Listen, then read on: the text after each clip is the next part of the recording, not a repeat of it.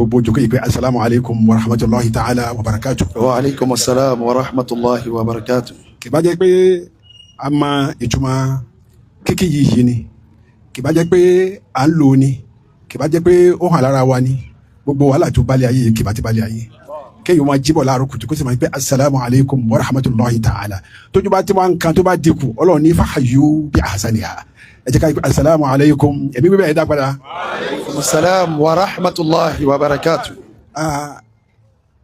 lóko ọlọ́run allahu alladhi rafa'a as-samaa'a ba'da bisimilahi rahman rahim allahu alladhi rafa'a as-samawati bighayri amadin tarawnaha. أعوذ بالله من الشيطان الرجيم بسم الله الرحمن الرحيم الله الذي رفع السماوات بغير عمد ترونها. الله رفع السماوات الذي رفع السماوات الله الذي رفع السماوات بغير عمد ترونها ثم استوى على العرش يدبر الأمر ويفصل الآيات لعلكم بلقاء ربكم توقنون. يدبر الأمر ويفصل الآيات لعلكم بلقاء ربكم توقنون. ìkárẹ̀ wa kò jẹ́ kí irú mi kájọ àfàwọ̀ àgbà tí wọ́n máa ń ṣọ́ àràfin pé tí gbogbo àwọn ọ̀jọ̀gbọ́n ayé tí wọ́n sọ pé wò sí àràfin wò sí kankan péré. Allahu akbar. wò sí àràfin péré. Allahu akbar. rabbi shrah li sadri wa yassir li amri wahlul uqdatan min lisani yafqahu qawli. tábà ní ká máa jáná sí lọ kìlì oṣù. ayakumullah. nígbà tí wọ́n sì ní wọn ò lè fún mi lógún ìṣẹ́jú èmi jẹ́ sàdúrà jẹ́lẹ̀kẹ́ fún mi ìṣẹ́jú mẹ́wàá. nítorí ibi tí èèyàn bá ti tó sọ̀rọ̀ tó bá fẹ́ sọ̀rọ̀ ńbẹ̀ ọkàn rẹ̀ ó balẹ̀ ibi tí èèyàn bá jù lọ yóò máa sọ wọn àbáyé pé gbogbo lásìkò kalẹ̀ àmọ́ ibi tí ẹ̀rù ti máa ń bọ́ méke tí ò tó sọ̀rọ̀ pàápàá jùlọ nílọrin pàápàá jùlọ ní ìlú tí bàbá wa ṣé wàá límì tó fi mà tó fi tẹ̀. ṣéèkù. tẹ́ pé láti jọ́ tí bàbá náà ti wọ̀lú yìí ní ìtàn ìlú yìí ló ti yí padà. Allahu akbar. pàápàá jùlọ nílùú tí bàbá wa tòní tó wà ń bẹ́ẹ̀ bẹ́ẹ̀ bàbá tó ṣe pé ní lájọ tí wọ́n ti bí wọn tí wọ́n ti ń gbé wọn káàkiri kò jóríko kò jọ nínú gbó wọ́n lè ṣe wọ́n jiná wọ́n lò mọ̀ àrán wọ́n lòrò àgọ́ wọ́n kó ń bẹ̀ wọ́n kó ló mọ̀ àrán wọ́n ti fẹ́ máa lajú díẹ̀ sí ilé wọ́n gbé wọn kọrí sí London láàrin ibi tí wọ́n wà ń bẹ̀ nìkan àwọn nìkan ní dúdú ní sukùl bí wọ́n gbé wọn lọ́nbẹ̀ wọ́n wá ń wò pé adúlù tójú mi ti rí Nàìjíríà èmi náà mo jọ wà bí àṣẹ bàbá mi àṣẹ fẹ́ràn mi tó bá yìí èmi ṣe bí bákan ni wọ́n ń ṣe wọ́n káwé gbé àbá yẹn tó wá aṣáájú káàkiri gbogbo Nàìjíríà ọ̀rọ̀ wo la fẹ́ máa sọ ọ̀rọ̀ wo la tó wá fẹ́ máa sọ láàrin àwọn jahabisa ulama àwọn ọmọ bàbá bí wọ́n ṣe sọ lẹ́ẹ̀kan agbègbè bí wọ́n bá wà bí kìnìún ni àfa tó fà púpọ̀ ni wọ́n so mo ní láti ṣọ́ra gan ẹ foríjì mi nígbà tí wọ́n fún mi ní tí wọ́n sọ pé gbòǹbọ̀ wá sọ̀rọ̀ yìí àfa wa fọlọ́nṣọ́ ló kọ́kọ́ pè mí mo sọ pé mo wà ń bì kan ó ní àríra wa mo ní èmi náà ó pè wọn mo á tẹ̀sí wọn ìgbúrò wọn mọ́ ìgbọ́ kankan mọ́ àfi lánàá tí bàbá yìí sẹ́ndì kiri sórí mo sì ti fóònù mi fún ìdí kan tí mo wà lórí ọlọ́wà mi bí mo ṣe wá sí ni mo wá rí mẹ́sẹ̀jì mo wá pè wọ́n pé ọlá ni mo wá bẹ̀rẹ̀ sí bínú nígbà tó yá mo wá rò mo ní ṣe bóyá àwọn afáàrẹ náà pè wọ́n ara mi wá rọ̀ jọmọ́ mo kí àwọn tó lọ́n gbẹ́tò yìí lé lọ́wọ́ mo kí ipe ọlọ́run fún wọn ní istinara ó fún wọn ní ìmọ̀lẹ̀ ọkàn tí wọ́n fi gbèrú kan báyìí kalẹ̀ mo wá kí wọn pé wọ́n ro léyìí ro èmi náà wọ́n ro mi mo wà ń bẹ̀ gbàtà bàbá wa sẹ́ríkì Màlàmí tí wọ́n wá ṣe mo wà ń bẹ̀ mo tún wà ń bẹ̀ nígbà tí bàbá wa Àjàrà yes bàbá wa Àjàrà tó yẹ pé ní 1962 lèmi pẹ̀lú wọn lájọ wá ṣe refresher course tí bàbá dálẹ̀ kábà lè máa what is now known as teaching methodology pé ká lè mọ tó kò tẹ̀dírís tí bàbá náà fúnra wọn kọ́ wa ní 1962 yẹn Allahu akbar. gbogbo wa sì ti wọn náà gbogbo ti senior mi tèmi máa ń pè ní senior mi nílọrin tèmi náà senior rẹ̀ dẹ́ ní Libya Allahu akbar. àfàwà olóhùn yìí gbogbo tiẹ̀ náà mo tún wá gbọ́dọ̀ àfa mi Alhaji Abdulateef Adékílékù tí mo fara mi lé lọ́wọ́ ńgbà tí mo dé Mahad 1964 ipò ẹ̀dá kọjá kí n máa tẹ̀lé yín tó sì ní kí n máa tẹ̀lé òun tó jẹ́ àfa mi tí mo tún dé sẹ́dọ̀ rẹ̀ ń Cairo ńgbà tí wọ́n wá pè mí mo wá ní kí ni wì mo ti kọ́kọ́ decide pé yín kó gbogbo tiwọn yẹn jọ kí n máa ṣọ́ máa ṣe wọlé máa ṣe jáde pẹ̀lẹ́pẹ̀lẹ́ kémi náà lè rí iṣẹ́ mo kàn ń bọ̀ gbóndùkú ni Allahu akbar. bẹ́ẹ̀ ló jọ ibi tí a jòkó yìí ó jẹ́ ká rántí ọ̀rọ̀ Ọlọ́run ni àgbáyé náà ni àfìsíwáṣí tó ní bàdà bismillahir rahmanir rahim inna nahnu nuhyi al-mawta إنا نحن نحيي الموتى wa naktubu ma qaddamu ونكتب ما قدموا وآثارهم. وآثارهم wa kulla shay'in وكل شيء عصيناه في إمام مبين. afa ya wani tilka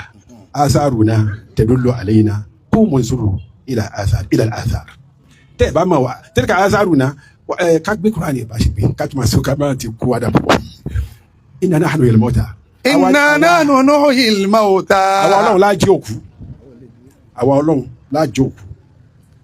وضرب لنا مثلا ونسي خلقه قال من يحيي العظام وهي رميم الذي انشاها اول مره وهو بكل بكل خلق kì í عليم. ṣe ìsọmù nìkan ni rọmímù làákàyè náà máa ń di rọmímù يا رب.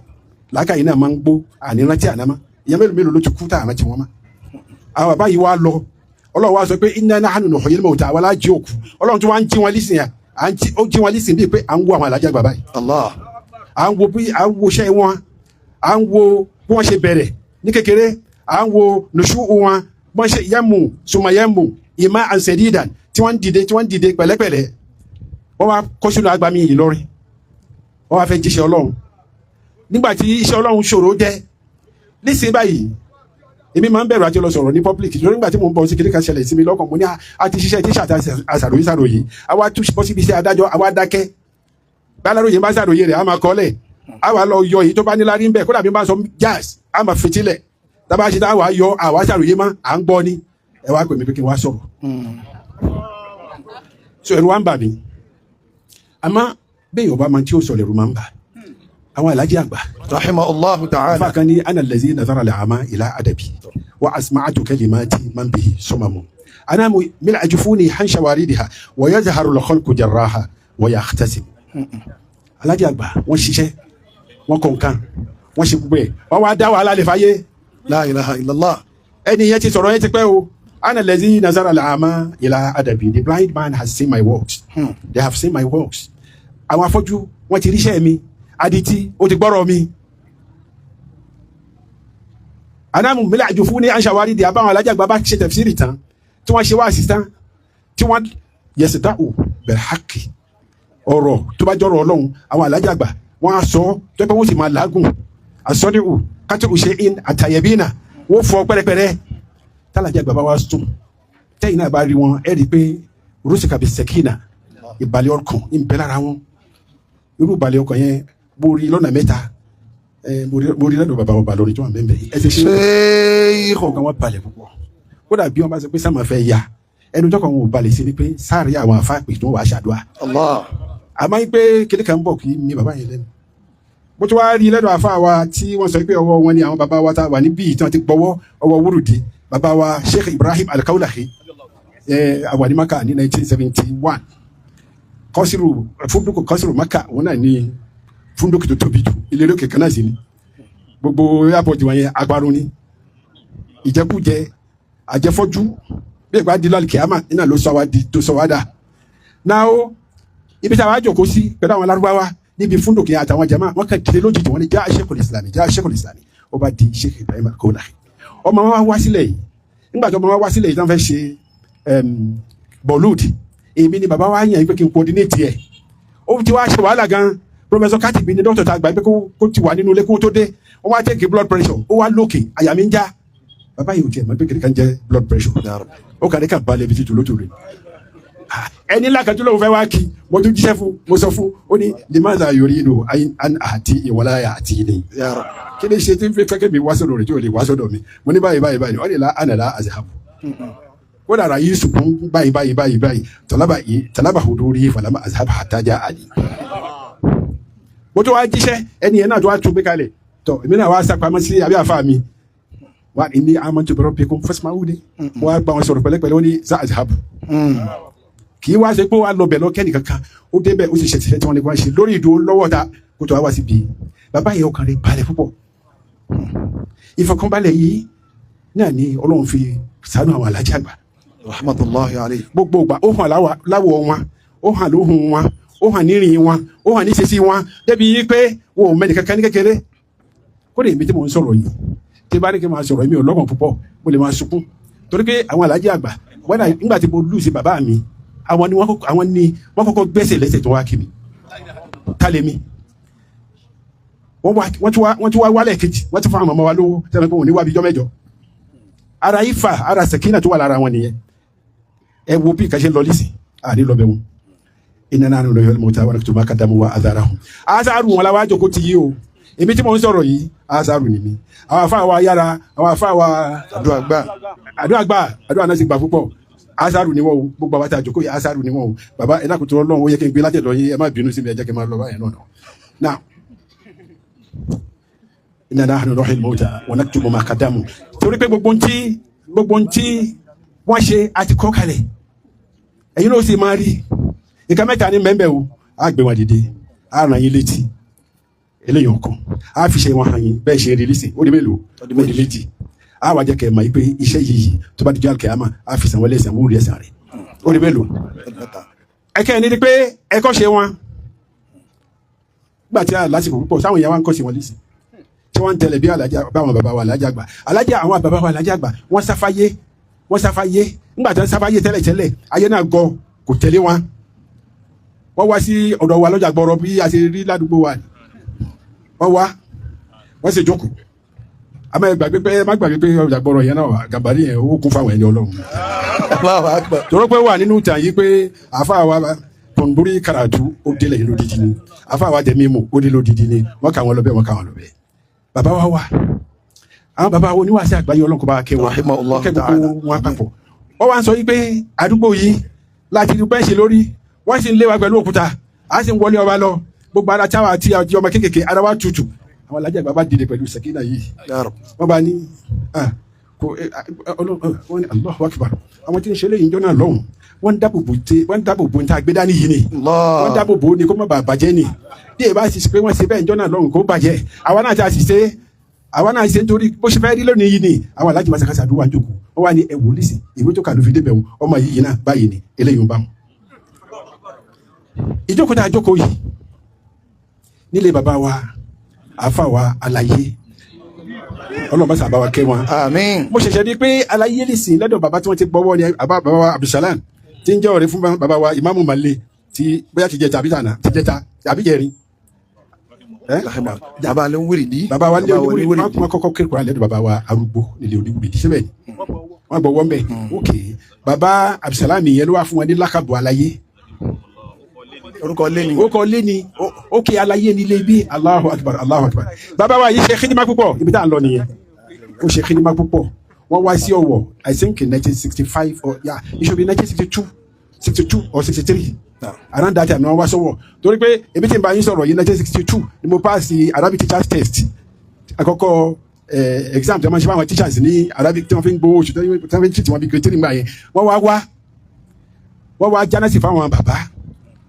wọ́n tún wá sílé kéwú lọ́dọ̀ wa kódà àwọn alákọ̀ọ́kọ́ gbọ́ lẹ́nu rẹ̀ pé innal makarima akhlaqum mutahharatu wọ́n ka gbogbo ẹ̀ lọ bó ṣe jẹ́ ń jọ náà ní gbogbo abẹ́ sí méjì pé ìdáwà ní orí bí afá yìí. Yàtọ̀ sílẹ̀ yìí mo rí i pé láti kékeré tí wọ́n ti dẹ́dọ̀ bàbá ni bàbá ti dá wọn ṣàlẹ́ṣà pé ohun tí lè yí yàtọ̀ bàbá sì fẹ́ràn jọ́dá wọ́n fẹ́ràn tó dáa nígbà tá a wà ní máàdì kódà bẹ́ẹ̀ bá rí i pé a níìtì bàbá ló jẹ́ ká máa níìtì fa bàbá ẹni tí wọ́n láṣọ púpọ̀ lù ìmọ̀ níìtì ni jàlábíà mi àti ṣòkòtò àti bóyá agbádá kan ó ti tán àmọ́ bàbá wà wọ́n yìí pé ìwọ́n tó dogun bẹ́ẹ̀ yẹn aṣọ rẹ̀ yìí ó ti kó tíìrì kódà ọ̀sẹ̀ tó ń pè sọ́la ìtì kò lè sọ́ di funfun mọ́ wọ́n bá ti wá wí bẹ́ẹ̀ ẹ̀rí kálukú wa ń ṣọ́ra àwa mọ́ bàbá wa yìí wọ́n rí i pé àríkọ́ṣe dáadáa wọ́n rí i pé ilẹ̀ tó lọ́ra ni táwọn lè gbé nǹkan sí wọ́n wá gbèsè wọn la wọ́n gbèsè wọn la ni o bọ́lá wọn ṣiṣẹ́ bàbá nìyẹn o gbogbo wa ni wọ́n gbé nǹkan sí la wọ́n gbèsè wọn la ni tó yẹ pé gbogbo wa náà àmọ́ bó ṣe jẹ́ nígbà tí mo ní mo bẹ̀rù pé ìmọ̀ pé òní yìí ní ibi kéde kan ni wọ́n á jókòó mo ní ṣé bí ọmọ bàbá ni ọmọ wa ti débẹ̀ máa wí ó sì máa wí náà wọ́n á mẹ́kẹ́ máa wí náà ni èyí táwọn afáàgbà sọ fún bàbá pé máa ké máa kọ́ gbogbo àwọn tí wọ́n jókòó ni máa kọ́ wọn kéwú tí bàbá ò lè sọ pé báyìí máa kọ́ wọn wọ́n sì kọ́ wọn iná ni bàbá náà tún lù fà wà nù. bàbá wọ́n pọ̀ sí bàbá wa láyé la bàbá wa láyé wọ́n wá ṣiṣẹ́ púpọ̀ nítorí pé nínú àwọn wìláyà tó lọ́n fún bàbá iná ní pípa tí bàbá fi gbé sọ́ọ̀tì tìláwí yẹn jáde sọ́ọ̀tù tí bàbá ń fi ké Kùránì yẹn tó fi gbé jáde kò síbi kankan tá a ti ríru rẹ̀ kò síbi kankan tá a ti ríru rẹ̀ Ọlọ́run wa gbé jáde látara bàbá wa Àlàyé bàbá sì mọ̀ wọ́n wá pọ̀ sí ọ̀pọ̀lọpọ̀ àwọn èèyàn la eléyìí ọ̀kan látara pípọ̀ tí wọ́n pọ̀ sí wọn la bàbá wa Àlàyé náà òun náà tó wá pọ̀ sí ọ̀pọ̀lọpọ̀ àwọn èèyàn la kíni kan fún mi la bí mo ṣe ń sọ yìí bí ìgbà tí erékàlùkù gbé ẹwà wọn jẹ wọn mọ̀ pé wọn ń dákàrà ńbẹ wọn mọ̀ pé wọn ń sọ ẹlẹ ńbẹ ẹnìkan wá dé wá yọ ọlẹlẹ ńbẹ ó yọ gbẹ̀gì ó yọ àkàrà àwọn èèyàn wá ní àti kíni ìwúlò báyìí nígbà tí ó yá dé ọba ní tàwọn nífa kì í ṣe jẹlẹjọ dé wa mọ ó lágbára díẹ̀ o ó lágbára díẹ̀ o ìdíjọ fi lágbára ni pé ìgbìdíjọ fi ní agbára ni pé èmi tẹ́mi ń sọ̀rọ̀ yìí I came back from mo dé láti Libya ní 1974 1974 tí mo dé our representatives. Muhammad Kamaluddin finnasi qudwatun yuqalu bihil misiku alladhi huwa asmanu. Speak English. We recognize the presence of the representatives of His Excellency, the Executive Governor of Kwara State, Malam Abdurrahman Abdurrazak. With a powerful delegation, in the entourage is Dr. Gali Alaya. Nínú àwọn jama wa wọn náà ni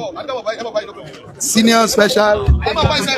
Advisor and Counselor to the Governor, Alhaji wa Salahuddin.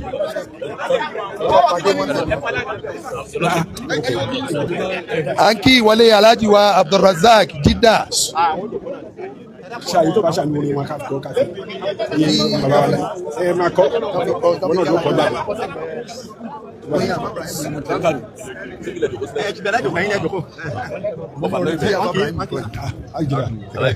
Alhaji wa Abdurrazak Jidda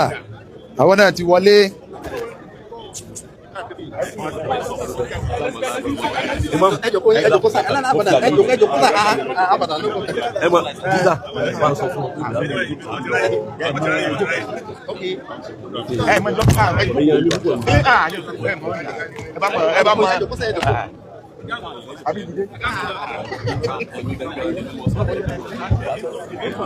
Muhammad Kamaluddin Muhammad.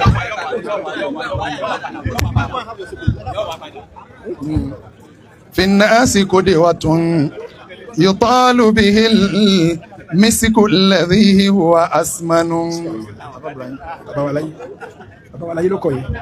Àdìpọ̀ gbóni bàbá wa láyé wá. Laqita bi ilmi Allahi ma kunta taliban. Laqita bi ilmi Allahi ma kunta taliban. Wasirta bihi lil mu'minina habiba. Sallallahu alayhi wa sallam. Ẹ dákun iṣẹ́ tí wọ́n fún mi kò pọ̀ púpọ̀. A sì fẹ́ kí ìjókòó yìí kó ní èso rere. Laqita bi ilmi Allahi. Bàbá wa Àlàyé. Ma kunta taliban. Níbi àwọn jánásì fún àgbàlagbà, àwọn náà wá di àgbàfà. Mo kí àwọn aṣojú ẹni tó lọ́wọ́ kó Kwara lé lọ́wọ́. Mo kí yín pé ọ̀gá kú iṣẹ́ takuntakun. Bí a bá wà lẹ́dọ̀ wa ní ìdí àrùn ìgbà àti pàkẹ́tì àti gbogbo tí máa ń rí ọmọ wọn yóò ṣe bá ti bọ́ sí London ní ìgbà pé Nàìjíríà náà wà. Allahu akbar. Àfàwà Gáálì mo kí yín púpọ̀. Bàbá tó bí wọn nígbà táwa wà nílé kéwú ní 1964 ní abẹ́ mi.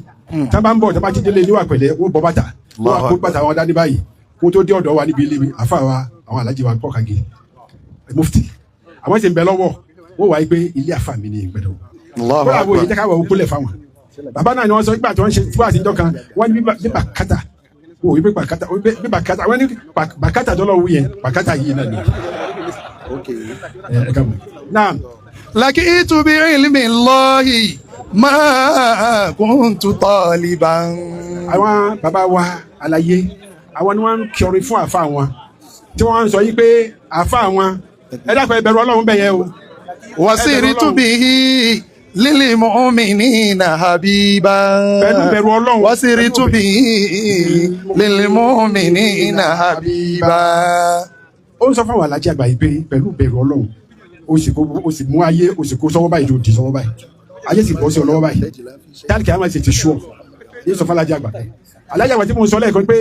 bàbá wa láyé bàbá wa ní wàásù àgbáyé wọ́n ní àwọn ń bẹ́ẹ̀sì wọ́n lé àwọn lóko ní ìsàlẹ̀ gà àwọn wá ń sá lọ lé ọba bàbá wa ń sọ pé àwọn afáàtì bẹ́ẹ̀ ń bì yìí àwọn ń dáàbò bo Islam ni pé kíkà kíkà kó má wọnú rẹ̀ èyí tí bàbá ń sá fún jọ́nà níjọ́hun ó ti wá wọlé sí ó wọlé sí ibi táwọn lọ ni pé ó wá kù sí ọwọ́ ẹ̀yìn ọmọ kéwu àwọn alájà àgbà kanzu minel kurus alẹ́ ti túrẹ̀ kàlákò treasury tí bàbá fi lẹ̀ ẹ má jẹ́ kó bàjẹ́ ẹ má jẹ́ kó bàjẹ́ ibi kan náà ti ń sọ ni àyè kan náà ti ń sọ ni ó ti tó táyì iná la fi sọ wípé wá sí yìí ó dáa púpọ̀ a máa gbẹ́dọ̀ ṣe international conference láti lè fi máàkì this centenary and celebrate Inshallah. so that gbogbo àwọn àtẹni níṣẹ́ báyìí àtọmọ àgùntàn àtọmọ ehoro àtọmọ kìnìún àtọmọ ẹni wọ́n ti wá dàpọ̀ then ó wá dàbí kàá nana usibna bí tàmíyà bí ẹ pé lu wa yìí ń sìn blindness had been casted on our faces àwa di afọ́jú bẹ́ẹ̀ni kaba ti ká kéde kan gàràgà lísìn ó di afa kò ní jágbádùn ládùúgbò bẹ́ẹ̀ni kaba lọ mú adarí lísìn tó kó sí kíní kan tí ń da àdúgbò láàmú wọ́n ìbọn láṣìírí àṣírí wòlú àìsí bẹ̀rù Ọlọ́run má iná ló fa gbogbo eléyìí àwọn bàbá yẹn wọ́n tẹ ẹ̀gún mọ́lẹ̀ wọ́n tẹ gbogbo ẹ̀ mọ́lẹ̀ gbogbo kan mi wọ́n ti tì báyìí àmọ́ kò wọ́n dúró alukuraani ni gbàtà níbi ìgbè musa ti ń bẹ̀rù ní sanna ṣudu àdìdáka bí àkèéka wọn náà jẹ alákòóma sultana ìwọ pẹ̀lú bọ̀dá rẹ̀ yìí yín fi ṣe ìfúnpá fún ọ yín fi ṣe agbára fún ọ wọn náà jẹ alákòóma sultana and we are going to make for you the authority we are going to give authority to put it in your hand àgbẹ̀ agbára àgbẹ̀ lẹ́yìn lọ́wọ́ wọlá ẹsẹ̀ ìlú náà ilé kò má bí aya jìnnà ẹnìkan tí ó da ọlọ́run òsì pẹ̀lú àyà wa pẹ̀lú àmì wa pẹ̀lú agbára wa à ń tò máa wọ̀ mọ̀lẹ́ tábà kọ́mọ̀lẹ́ gàlẹ́ wọn. Ntí bàbá wa láyé ti sọ níbẹ̀ nìyẹn tó fún mi ní ẹsẹ̀ kan sí. Wajadita bidhikrillahi ma kunta qasidan. tó fẹ́ èèmù rẹ desire rẹ tó ń bẹ lọ́hùn sí lọ́sọ̀ lóru wòjẹ́ ta o ti rí láti bo Bidhikrillah pẹ̀lú la ilaha illallah la ilaha illallah la ilaha illallah. fakunta bihi lidhakirina qasida. ó wá di orin fún àgbáyé ó di tí gbogbo ayé ń wò tí wọ́n ń taná wò tí wọ́n ń pè kí Alhaji Àgbà sọ kí ló wí báyìí ní àlàáfíà ní àlàámá afọ́jú lazara ìlà àdàbí wọ́n ti gbọ́ wá sí Alhaji Àgbà wọ́n ti tají ana lazi lazara la ama ìlà àdàbí wa asma'tu kalimati man bihi sọmọmọ ẹni tó jẹ́ àdìtí àti jẹ́ kó gbọ́rọ̀ àdàmú mi láti fún Alhaji ó sùn ayé ó sì máa jà lórí ọ̀rọ̀ wọn ẹ̀ wọ́n ṣe ń jáde sí wọ́n máa jà títí lọ́la ni yes ìjà yẹn sì ṣèjà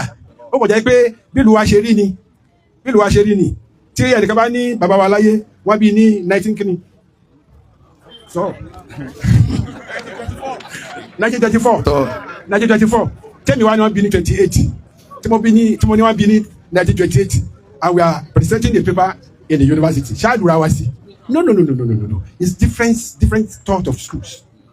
Imam Maliki yóò pé báyìí ni Imam Hanbali yóò pé báyìí ni eléyìí sì kéwúlẹ́dọ̀ eléyìí kéwúlẹ́dọ̀ eléyìí kí làwọn eléyìí ń fẹ́ jùmọ̀ ara wọn sí kí lẹ̀ lura yín sí ogun tí èyí ṣogun yín ogun ológun ni yes al-ilmu warasatul anbiya àwọn al-ilmu lillah Ọlọ́run ló ní ó wá jogun rẹ̀ fún Muhammad sallallahu alaihi wasallam látara àná Muhammad wá faka ìtẹ́ ẹ̀bá nílẹ̀ tẹ́ ń ṣe nítorí pé Facebook yẹn yóò gbé ẹlòmíì wọ̀ náà ẹ máa ka iye mílíọ̀nù tó ń wọ̀ sí ìbàjẹ́ ẹ máa ka iye mílíọ̀nù tó ń wọ̀ sí èébú bẹ́ẹ̀ ṣe wọ́ṣẹ̀ tó fi tì í lọ tó bá tì í lọ kí ni ìsì tí wàá ti pẹ́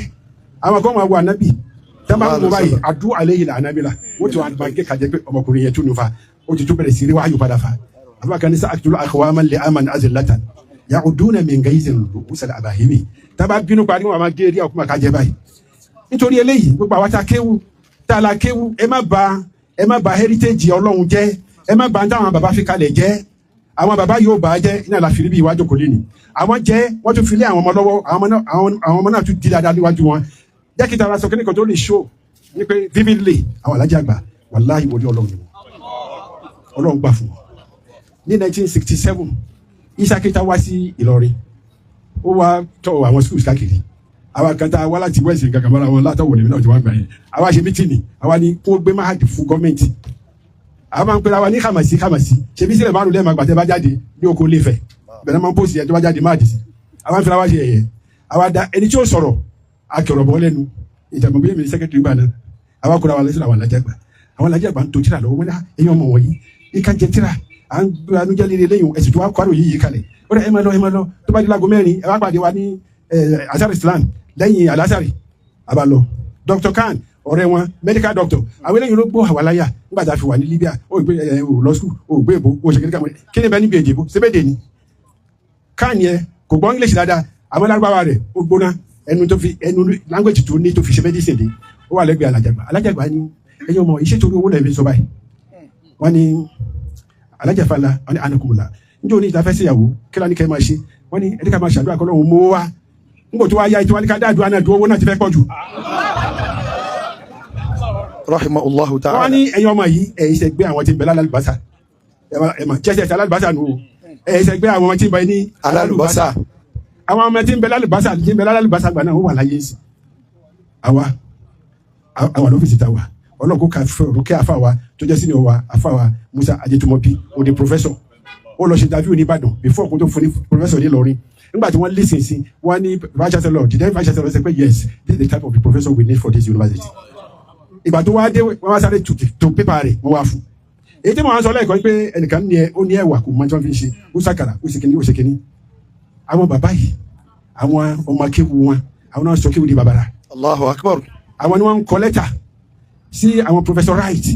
ní College of Technology ipe there must be Department of Islamic Studies and Arabic there àwọn náà kọ àwọn ní ẹni tí ń jagun pàtàkì tí ń ja ogun yẹn gbà yẹn bàbá wa Khalifa àná ọlọ́run kó fọnù kẹwọn aago 7 wọ́n ti dé ọjà gbọ́rọ̀ nígbà tá a ti lè lágbáde wọ́n wáṣẹ́ fún mi tán wọ́n tún ní ṣẹ́dúkù alọ́ jí Alhaji Shoaibu ní ìdí àpẹ alọ́ wá wọn káàkiri ojú náà ni Ministry of Education yẹn gbà yẹn kò ṣe wọ̀ àwọn ni wọ́n sánà yàtọ̀ sílẹ̀ yìí University of Ilorin tẹ̀rí yẹn in fact ogun yẹn ó ní agbára wọn ò fẹ́ fi Arabic síbẹ̀ àwọn ni wọ́n jíjà rẹ̀ pẹ̀lú bàbá oríire Ọlọ́run kó kẹ́ wọn àwọn náà jíjà rẹ̀ débi pé àwọn tí wọ́n bẹ̀rẹ̀ yunifásitì yẹn gbà yẹn tí ń jó lórí bẹ́ẹ̀ gbà yẹn gbogbo wọn àdàbí yóò ní wọn. ó ní wọ̀lọ́wọ́ kábílà mọ̀bùká ha bàkẹ́tù sọ́bàbà yẹsọ́wọ́ sẹfẹ̀tù lọ́sí mi náà tẹ̀lé dúmi wọ̀lá kí náà bá kàtí kábìlì. fahayyaja lil buka fakultul fadla lil mutakadimi kìbájẹ́ kẹ́mi náà sọ fana kan wọ́n jọ ń jà síyàwó ó wá ní eléyìí wá sunkún torí ọmọbìnrin yẹn eléyìí wá ní à kìbájẹ́ pé kí yóò tó sunkún lè mi mo kọ́kọ́ sunkún ọmọ yìí ó máa ń tẹ̀lé òun fẹ́ràn òun jù àti ẹni tó bá kọ́ sunkún ló di ọlá bàbá ilẹ̀ yẹn wò yẹn o ara ilẹ̀ yẹn fi dára bàbá wa láyé yìí nílé ibi tá a wà yìí sí bàbá wa láyé ò lọ sukùl àmọ́ ọmọ rẹ̀ ti gba PhD ní professorship lọ́wọ́ bàbá wa láyé Khalifa wọn ni àfa lára wọn is a retired principal àwọn náà tá à ń sọ̀rọ̀ yìí aṣọ lamẹ́ríkà aṣọ níbikíbi aṣọ níbìkan ànípálẹ̀ kan àfi mahadi ṣé kí n tún sọ̀kan tí bàbá fi jẹ́ kí n sọ̀kan níbi ìwòláyà tẹ́mi náà mo ti jẹ yẹlẹ̀ kan àbí torí pé njọ́ kan mo fẹ́ ṣe ìyàwó lẹ́yìn ìgbà tí mo ti táyà tán dé o wọ́n á ka màlúù 15 nílé mi màlúù 15 owó sì ń wá ẹ̀bọ̀n náà àbí mo pọ̀ bẹ́ẹ̀ni àtúnwá hama ni mo ní ṣé torí pé mo fẹ́ ṣe ìyàwó náà nílé mo wá nájọ́ ọ̀rọ̀ tí bàbá sọ èmi tí wàá ṣàṣe dùgbà tí wà ní sanasani àmọ́ lọ ṣèlú Sokoto àwọn aláàjì wa oníwàṣẹ àgbáyé wọn wá dé láàárọ̀ wá ní gbogbo yẹn ẹdìdé wọn ní ọ̀dà ẹjọkú gbogbo ẹ̀yin ọmọ tí ẹ lọ ṣe ìdánwò Sokoto ẹdìdé abádìde aṣẹ́bọ́dẹ ẹ̀fẹ́ pọ́n wa gbé ẹṣin wí wọn ní gbogbo yín ẹ̀kọ́ sọ́pẹ́ kaba yìí àṣà Ìsìlámù ní àwọn òfin yín má àwọn tí ó máa fẹ́ àwọn tí àwọn olóṣèlú máa fẹ́ràn àwọn Ọlọ́run mọ̀ wá ẹ máa lọ ọba lè wá jáde ìwé bá gbàjẹ́ lọ bàbá tèmi lọ àfáàní kálí àgbà lọ́jà gbọ́rọ̀ yìí bá ń sunkún wọ́n bá ní kí ẹ̀dẹ̀ kan kó mú mi lọ sọ́dọ̀ mọ́ màlì bàbá wa náà la àbí náà bàbá nígbà tí a débẹ̀ bàbá náà bàbá Ọlọ́run kó kẹ́ wọn wọ́n tẹ̀lé mi wọ́n ìbọn mọ́ ike lájọ́ dàlíkálí àgbà dàlíkálí làwọn náà wọ́n gbé mi lọ́dọ̀ alájà àgbà wọ́n ní kí n dúró wọ́n wá fi tí kò wọ́n bàbá wọn ní àwọn ọmọ ni wọ́n fẹ́ sọ wọlé ó dà ó ti pa nínà nìyẹn wọ́n bá pè ní kẹ́kẹ́ kó tẹ̀lé gbogbo àwọn ọmọ náà kó gbogbo wọn padà. páálí tá a gbé jáde láti ibẹ̀ yẹn èmi ò bá gbogbo ẹni tí ò bá lọ́mọ ní mahadi ẹ tètè páálí tẹ̀mí fẹ́ gba sàtífíkẹ́tì mi iye gba sàtífíkẹ́tì mi ní lọ́rí o ájá ni mo ti lọ bá ó di mélòó ó di méjì